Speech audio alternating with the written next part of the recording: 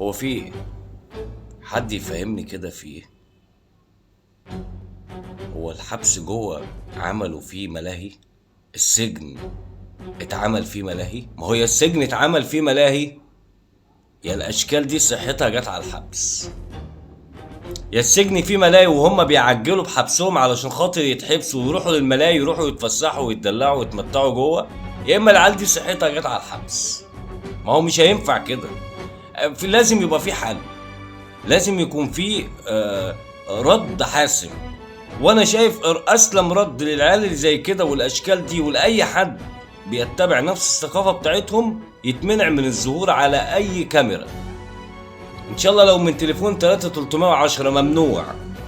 ده من وجهه نظري. دول ما يمثلوناش، دول ما يمثلوش 120 مليون. احنا كده دي كده مهزله. لازمته ايه القانون يتحط بعد ما الكارثه تسمع والكل يشوفها؟ احنا بنتكلم على كلام بيطلع على اللسان، الناس كلها بتسمعه بتشوفه. الكلام ده في الاول وفي الاخر بيطلع من مين؟ بيطلع من المصريين. فدي حاجه تسيء ليا انا كمصري، وتسيء لكتير مصريين محترمين. دول بيطلعوا هم اللي بقوا مستحوذين على السوشيال ميديا، وهم اللي بيطلعوا على كل البرامج، فبالتالي دول اللي بيمثلوا مصر قدام العالم كله.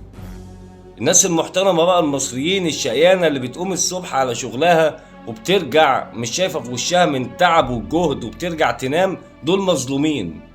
دول كده مدوسين بسبب الأشكال الضالة دي.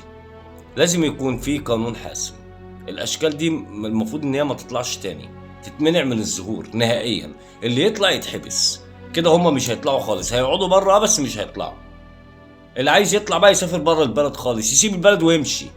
انما يقعد فيها ويقل ادبه ويطول لسانه ويطلعوا يحكوا مشاكل بعض على الهوا واللي ماشي يتفرج، دي قله ادب. ودي المفروض يتحاكموا، ومحاكمه عاجله كمان.